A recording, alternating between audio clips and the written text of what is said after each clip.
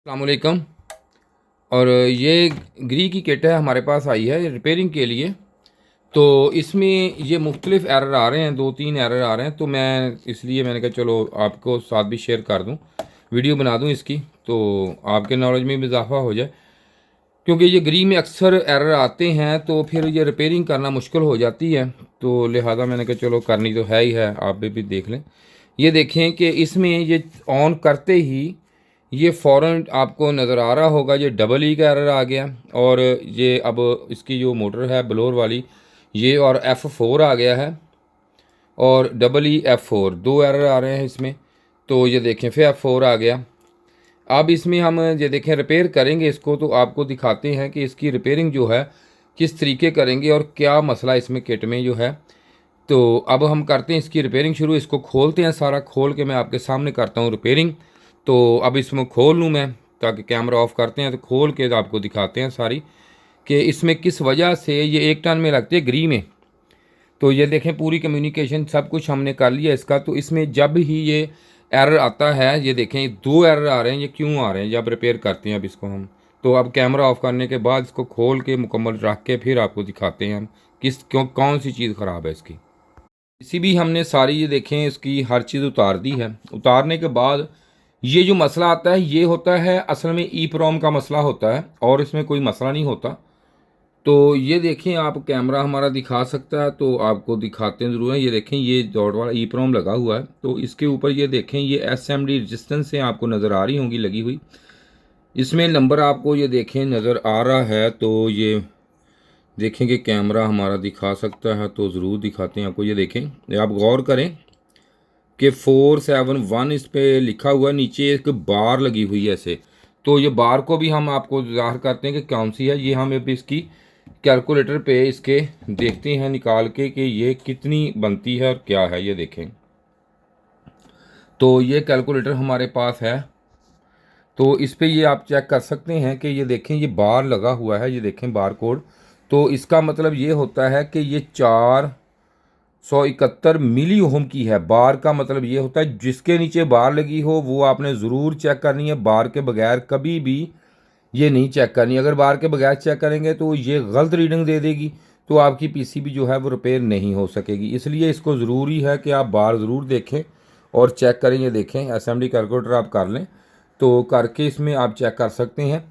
तो इसके बाद हम इसमें आपको पता ये चल गया है कि ये मिली ओहम में है। तो बाकी हम इसका काम अब करते हैं। तो मैं आपको दिखाता हूँ ये चेक करके कि ये क्या बता रही हमें।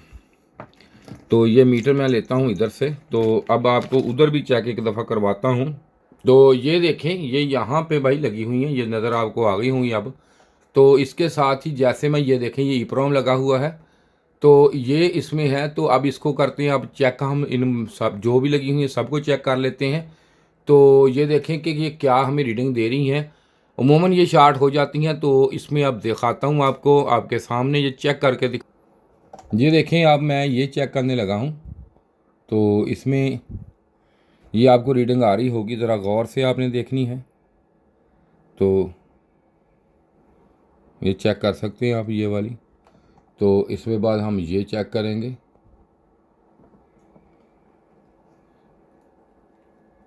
ये देखें ये डेड है, और इसके बाद हम ये चेक कर लेते हैं। देखें ये भी डेड है, हमारी SMD रेजिस्टेंस डेड है। इसके बाद ये है एक, तो ये देखें ये कुछ बेहतर बता रही है। ये देखें ये ठीक है, लेकिन 2 डेड है इसमें। तो ये आपने चेक कर ली है मीटर से नज़र आपको। और इसके बाद एक इसके साथ ये इधर लगी होती है, ये जो ओवरलोड है इसके साथ ये भी एक लगी होती है। तो ये भी मैं आपको चेक करवाता हूँ। ये दिखा दें ज़रा पास करके, जूम करके नहीं। और ये देखें कि ये देखें जी, तो ये लगी हुई है ओवरलोड के साथ, ये देख रहे हैं आपको नज़र आ रही हो ये वाली। तो इसको भी चेक करते हैं अब हम। तो ये हमें क्या बताती है, इसकी भी यही वैल्यू है, ये भी 472 इसका बार कोड है, और नीचे इसके लगी हुई है देखें। ये भी डेड है जी, चेक करा मीटर पे, ये भी डेड है। अब ये जो डेड हो गई हैं इनकी वजह से ये सारा मसला आया। अब मैं इसको ये चेंज करके दोबारा चला के देखता हूँ PCB को, तो ये हमें पता चलेगा कि इसमें अब और कौन सा एरर या ठीक हुई है या नहीं हुई, अभी देखते हैं इसमें और आपको भी बताते हैं।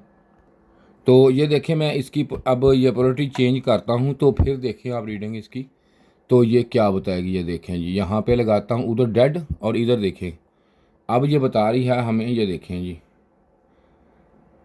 ये बता रही हमें तकरीबन तीन के 752 ओहम 53 ओहम बता रही है ये प्रायोरिटी चेंज करने से। और उधर भी चेक करवाइए ज़रा, ऐसे चलते ले जाए सेट मोबाइल, उधर कोई मसला नहीं। ये देखें जी, ठीक है, ये देखें आप, ये देख लें, मैं अभी आपको जूम भी करके दिखा देता हूँ। तो ये यही मसला आ गया इसमें।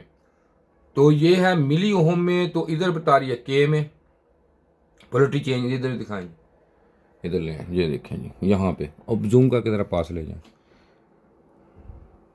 ये देखें जूम करके, ये देख लें, ठीक है जी। इधर ये बता रही है, मैं चेक कर रहा हूँ आपके सामने, तो ये बता रही इधर, और दिखाएं ज़रा मीटर भी, ये देखें आप, ये इधर ये बता रही है।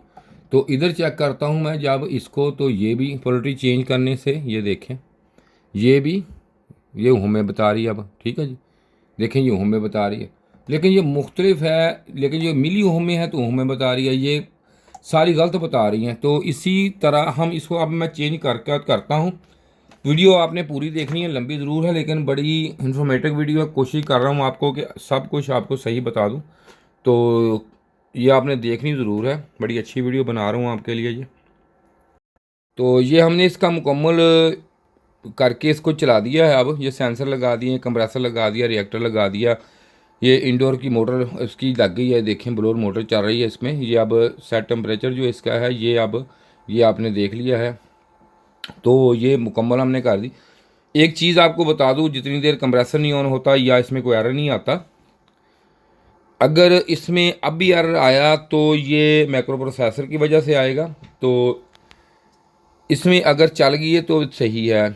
दूसरे नंबर पे अगर आप ये चीज़ लगाते हैं कि कहीं पे गौर की बात है सुनने वाली, ये आप अगर टेक्नीशियन भाई देख रहे हैं तो गौर से सुने इसे, अगर आप किसी भी जगह ये चीज़ लगा देते हैं कि एसएमडी रेजिस्टेंस है, मिसाल के तौर पर 1K की लगाते हैं, जो पहले वैल्यू उसकी थी 2K थी या कोई भी आपको दे रही थी, डिवैल्यू दे रही थी, तो आपने लगा दी है, तो उसमें ये है कि अगर वो दोबारा फिर डी वैल्यू हो रही है तो इसका मतलब ये है कि उसके साथ जो आईसी वगैरह लगे होते हैं या कोई चीज़ लगी होती है वो उसकी ख़राब है। अगर वो नहीं डी वैल्यू हो रही, सही है, दोबारा आपने सही है, तो वो ठीक, उसको आप ठीक कह सकते हैं।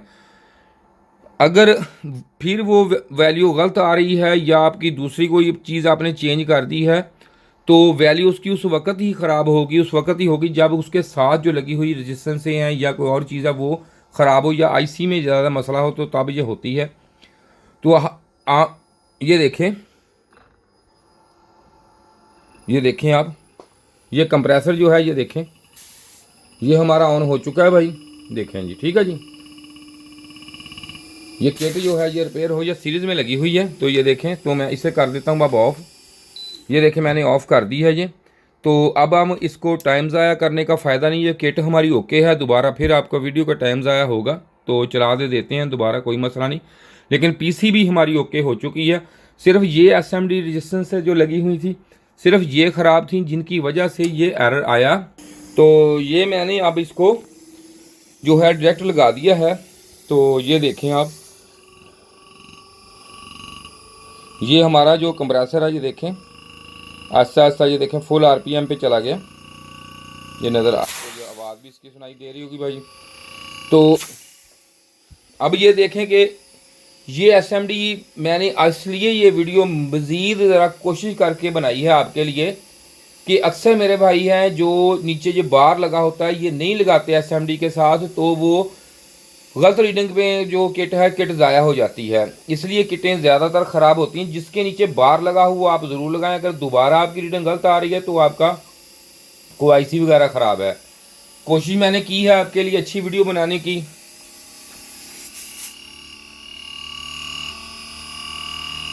ये देखें जी, और ये जो पीसीबी है इसमें सिर्फ एक ही लाइट होती है, इसमें दूसरी लाइट नहीं आई। ये देखें, ये ग्री की है।